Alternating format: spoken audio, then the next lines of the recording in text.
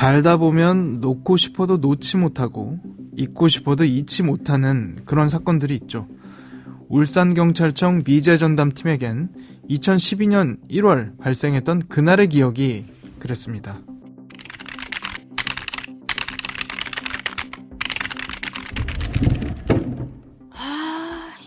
벌써 몇 년째냐. 이 자식 DNA도 있는데 이런 결정적 단서를 가지고 범인을 못 잡는다는 게 잠도 안 온다. 잠도. 그러니까 말입니다. 근데요, 이번에 국가수에 새로운 키트가 들어왔다는 것 같더라고요. 그게 뭔데? 뭐라더라. 기존에 갖고 있던 그 DNA를 좀 더 세밀하게 분석해준다나? 암튼 기술이 엄청 좋아졌다고 하더라고요. 제 후배놈도 그거를 미제 잡겠다고. 야, 그걸 왜 이제 말해. 이 사건부터 당장 맡기자고. 국립과학수사연구원, 흔히들 국가수라고 부르죠. 국가수는 1992년부터 첨단 장비와 시약을 도입해 변사체는 물론 범죄자 등 정말 다양한 방면에서 DNA 검사를 진행해왔습니다. 특히 살인사건이 발생했을 땐 국가수의 DNA 분석이 용의자 검거에 정말 큰 도움이 되곤 하죠.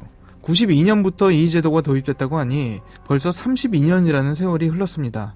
그리고 그 긴 세월 동안 국가수의 DNA 분석 기법 역시 눈부시게 발전했죠. 연구원님, 결과 나왔어요? 천천히 좀 와요, 천천히. 그런다고 뭐 결과가 달라지나. 진짜 내가 이것 때문에 잠을 못 자서 그러잖아요. 알겠어요. 결과 나왔고요. 이거 축하한다고 해야 하나? 왜요? 우리 데이터베이스에 있는 범죄자랑 일치하는 DNA 발견됐어요. 범인 잡을 수 있겠어요. 어쩌면 영구 미제로 남을 뻔했던 사건이었습니다. 하지만 미제 전담팀의 끈질긴 수사와 국가수의 기술력으로 사건 발생 12년 만에 용의자를 검거할 수 있었는데요. 용의자는 과연 어떻게 발견할 수 있었을까요? 오늘 사건 엑스파일에서 이 사건 자세히 살펴보겠습니다.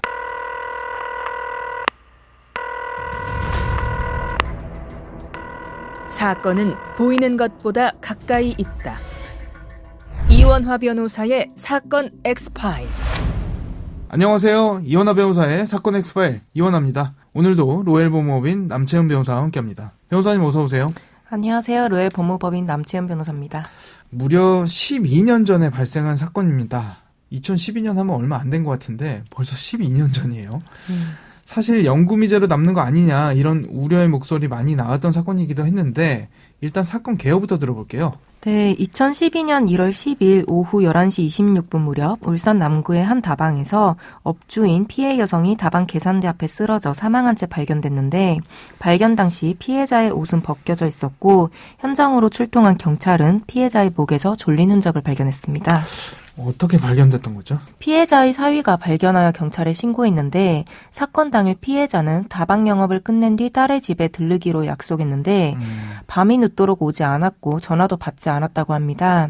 그래서 사위가 장모가 운영하는 다방을 찾았고 문이 잠겨있는 상태여서 열쇠공을 불러 다방문을 개방하고 들어갔는데 피해자가 출입문 바로 앞 계산대 앞에 쓰러져 숨져있는 것을 발견한 것이죠. 그래도 자주 연락하는 가족이 있어서 다행히 빨리 찾았던 것 같네요. 네. 그러면 경찰은 살인사건으로 보고 수사 진행했던 겁니까? 네, 경찰은 피해자의 목에서 졸린 흔적을 발견하고 사인을 경부 압박에 의한 질식사로 추정하여 살인사건으로 보고 수사를 시작했습니다. 문이 잠겨있던 다방에는 열쇠 뭉치가 사라졌을 뿐 통장이나 금품은 그대로 있었고 현장에 있던 술잔이나 찻잔 등에서 별다른 지문도 발견되지 않았습니다. 경찰은 장갑을 낀 범인이 다방에 들어와 여주인을 살해한 뒤 밖에서 문을 잠그고 달아난 것으로 추정했습니다. 그런데 현장에 특이한 점이 있었습니다. 어떤 점이죠? 발견 당시 시신의 몸에는 설탕이 뿌려져 있었는데 범인이 피해자를 살해한 뒤 시신의 옷을 벗기고 주방에 있던 설탕통을 가져와 시신의 몸에 통째로 들이부었다고 합니다. 범인이 왜 그런 행동을 했는지는 수사를 통해 밝혀져야 할 부분이겠지만 대전 갈마동 빌라 살인 사건이라고 이 사건 범인이 자신의 범행 흔적을 지우기 위해서 부침가루였던가요? 이걸 시신에 뿌리고 도주했던 그런 일이 있기도 했고요. 사실 살인사건에서 이런 일들이 좀 있습니다. 저도 비슷한 사건을 해봤던 적이 있고요. 예전에 공공의 적이라는 영화에서 그런 장면이 나왔었잖아요. 아마 이제 그런 장면을 모방한 범죄가 아닌가 이런 생각이 들기도 해요. 어쨌든 용의자가 나왔습니까? 네, 경찰은 우선 사망 추정 당일 다방을 출입한 것으로 확인된 손님들을 조사했지만 모두 알리바이가 있었고 인력사무소, 다방 주변 가게 등을 탐문해 500여 명을 조사했지만 용의자를 특정할 만한 단서를 찾지 못했습니다.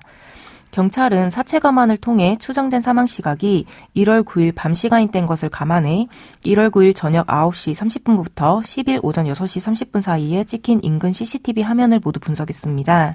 다만 다방 내부에는 CCTV가 없었으며 사건 현장 입구의 CCTV 카메라는 10초마다 촬영 각도가 바뀌게 돼 있어 이 카메라로 촬영한 영상에서 범행 증거가 될 만한 장면을 확보하지 못했습니다.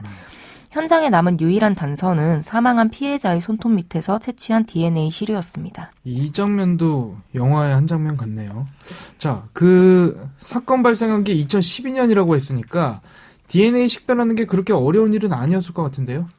네, 경찰은 피해자의 손톱에서 채취한 DNA 시료를 국과수에 분석을 의뢰했습니다. 하지만 남녀의 DNA가 섞여 있어 신원을 특정할 수 없다라는 결과가 나왔습니다. 이후에도 경찰은 다방 간판불이 꺼지기 5분 전 그 건물에서 나온 남성이 범인일 가능성이 크다고 보고 건물 앞 CCTV에 찍힌 40대 초중반으로 추정되는 남성을 찾는 전단지 5천여 장을 만들어 배포하기도 했으나 수사는 여기서 더 나아가지 못했습니다. 저희가 매주 금요일 미제 사건 다루고 있습니다만 미제 사건의 공통적인 특징이 사건 초반에 용의자를 특정하지 못하는 경우 이게 제법 클 것 같은데 결국 이 사건도 장기 미제로 분류됐죠? 네, 맞습니다. 결국 용의자를 특정하지 못하고 장기 미제 사건이 되고 말았습니다. 그런데 7년 뒤 이 사건은 반전을 맞게 됩니다. 어떤 반전이었죠? 사건을 인계받은 울산경찰청 미제사건 전담 수사팀은 국과수 원주 본원의 미제협력분석실과 수차례 회의를 진행하여 피해자의 손톱에서 확보한 DNA 시료를 재감정하기로 한 겁니다. 수사팀은 국립과학수사연구원에 남아있던 피해자 손톱의 혼합 DNA 샘플 잔량을 확보하여 국과수 본원에서 사건 발생 당시보다 더 발달된 DNA 분석 기술로 재감정을 진행했고 DNA 증폭감식 기술로 2012년 당시 확인하지 못했던 유전자 정보의 인적사항을 확보할 수 있었습니다. 2012년 당시에는 남녀 DNA가 섞여 있어서 용의자를 특정할 수 없다 이야기했었잖아요. 그러면 섞여 있다던 DNA를 각각 분리해낸 건가요? 네, 국과수는 2019년 10월 호남 유전자 중 남성 DNA를 분리하는 데 성공했습니다. 심지어 재감정에서 추출된 DNA 정보는 유전자 데이터베이스에 등록된 남성의 것과 동일했습니다. DNA 데이터베이스화가 가능한 범죄가 살인이라든지 성폭행이라든지 몇몇 강력범죄에 한해서만 가능하다고 알고 있거든요. 맞습니까? 네, 맞습니다. DNA 신원 확인 정보의 이용 및 보호에 관한 법률에 의하면 방화, 살인, 강도, 성범죄, 약취유인, 체포, 감금, 마약 등의 강력범죄를 저지른 뒤 형이 확정된 수형인 등을 대상으로 검찰이 DNA 감식 시료를 채취할 수 있다고 규정하고 있는데 DNA 감식 시료 채취의 대상이 되는 범죄는 모두 11개 유형으로 구분되어 있습니다. 이 사건에서 유전자 정보를 확인한 남성은 2013년 1월 울주군 언양읍의 한 다방에서 잿더리로 여주인을 폭행해 징역 2년을 선고받은 전과가 있는 사람이었습니다. 다행히 사망자는 없었지만 저희가 이야기 나누고 있는 다방 여주인 살인사건과 굉장히 흡사해 보이긴 하네요. 네, 남성은 울주군 언양읍의 한 다방에서 착각 문제로 여주인과 다투다 잿더리 등으로 심하게 폭행해 징역 2년의 실형을 선고받았는데요. 이 사건 발생 1여년 만에 벌어진 언양읍 다방 폭행 사건도 다방에 여주인만 있는 상황에서 벌어진 사건이었습니다. 다행히 우연히 다른 손님들이 다방에 들어오면서 남성의 폭행 현장을 목격하고 신고해 경찰에 바로 체포됐다고 합니다. 그러면 DNA도 나왔고 경찰이 바로 체포를 했나요? 경찰이 바로 체포하지는 못했습니다. 왜죠? DNA로 인적사항을 특정했다고 해서 바로 체포가 가능한 것은 아닙니다. 경찰은 추가적인 보강 증거를 확보하기 위해 사건 관계인 300여 명을 만나고 남성이 다녀간 것으로 추정되는 행선지 500여 곳을 탐문하여 증거를 수집했습니다. 경찰은 끈질긴 수사 끝에 남성이 2012년 1월쯤 신정동 다방 인근 여관을 전전했다. 단골이었던 남성이 다방 살인사건 발생한 다음 날부터 오지 않았다라는 주변인과 다른 다방 주인의 진술을 확보할 수 있었습니다. 무려 4년간 재수사가 이어지면서 남성이 사건 현장에 있었다는 정황이 드러나기 시작했고 경찰은 추적 끝에 2023년 12월 27일 체포영장을 발부받아 양산의 한 여관에서 사건 발생일로부터 12년 만에 남성을 검거했습니다. 국과수의 기술력도 기술력이지만 경찰의 끈질긴 수사 의지가 결국 빛을 발한 그런 사건 아니었나 그런 생각이 드네요. 네, 맞습니다. 경찰이 근성 어린 수사를 이어간 결과라고 볼 수 있습니다. 범행 12년 만에 검거된 범인은 범행을 강력히 부인했지만 경찰이 프로파일러 등을 투입해 심리적인 압박과 회유에 들어가자 결국 범행 전부를 자백했습니다. 남성은 2012년 1월 9일 처음으로 사건이 벌어진 다방을 찾았고 이날 밤 9시 27분경 술을 마신 상태에서 다른 손님들이 모두 귀가한 것을 확인한 뒤 다방에 다시 찾았습니다. 그리고 술김에 다방 여주인인 피해자에게 성관계를 요구했다가 거부당하자 자신을 경멸하는 것 같다는 모욕감에 화가 나 홧김에 목을 졸라 살해했다는 취지의 진술을 한 것으로 알려졌습니다. 저는 궁금한 게요. 아까도 말씀드렸지만 아까 말한 설탕 뿌린 부분 이거 왜 그랬는지 밝혀졌나요? 네, 남성은 피해자를 살해한 뒤 설탕을 뿌린 이유에 대해서는 설탕을 뿌린 것은 인정하나 그 이유는 모르겠다라고 진술한 것으로 전해졌습니다. 아마 뭐 자신의 DNA라든지 이런 게 혹시라도 남아있을까봐 네. 그러지 않았을까. 범행 현장을 어쨌든 훼손하려는 그런 의도는 있었던 것 같아요. 네. 아무튼 울산지방검찰청은 남성을 살인죄로 기소했고 재판부는 남성에게 징역 25년을 선고하고 10년간 위치추적 전자장치 부착을 명령했습니다. 재판부는 피고인은 손님에게 친절했을 뿐인 피해자를 살해하고 인간의 존엄성을 무시하는 행위를 했다며 유족들은 영문도 모른 채 12년간 슬픔의 시간을 보냈다. 다만 계획적 범죄는 아닌 것으로 보이는 점, 늦게나마 자백한 점 등을 참작했다라며 선고 이유를 밝혔습니다. 그런데 범행 현장의 DNA를 데이터베이스화한 이 대목이요. 여기 등록할 수 있는 범죄 유형을 좀 더 넓힐 수는 없나? 이런 생각도 드는 것 같습니다. 법 개정이 필요한 부분이죠. 네, 현재는 11개 유형의 강력범죄만을 대상으로 DNA를 채취할 수 있도록 규정하고 있어 범죄 유형을 넓히기 위해서는 법 개정이 필요합니다.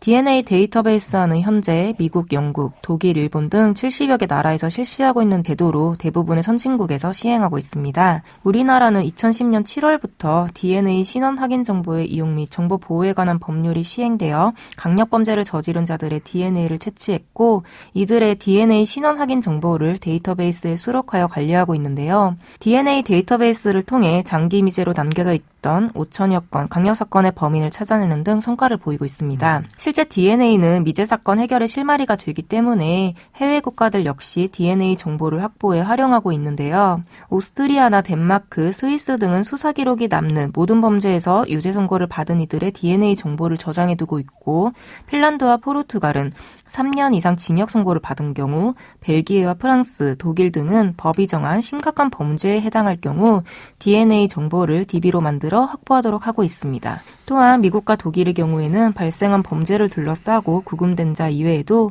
체포 또는 기소된 자, 가석방 및 보호관찰 대상자 등 그리고 독일의 경우는 제3자에 대해서도 DNA 정보와 관련하여 신체 조직 세포 채취가 가능하도록 규정하고 있습니다. 이게 왜 그러냐면 지금 이 사건도 그렇지만 강력범죄가 반드시 처음부터 강력범죄로 시작이 되는 건 아니고 다른 뭐 폭력범죄라든지 이런 것들이 누적이 되면서 반복되다가 나중에 종국적으로 강력범죄로 발현이 되는 경우가 많거든요. 그렇다면은 초기부터 좀 관리를 해야 될 필요가 있는 거 아닌가 네. 이런 생각이 듭니다. 사건 엑스파일 오늘은 2012년 울산에서 발생한 다방 여주인 살인 사건 살펴봤습니다. 국가수의 DNA 분석 기법이 나날이 발전하면서요. 사건 당시만 해도 불가능했던 범인 특정이 이젠 하나둘 가능해지는 상황입니다. 그동안 용의자를 특정 못해 장기 미제로 남아야만 했던 다른 사건들 역시 이 사건과 같은 결말 맺기 바라는 마음입니다. 저희가 준비한 내용은 여기까지입니다. 끝곡으로 악동뮤지션의 밤 끝없는 밤 들려드리면서 이 시간 마치겠습니다. 여러분은 모두 변호받아 마땅한 사람들입니다. 사건 엑스파일 여러분 고맙습니다.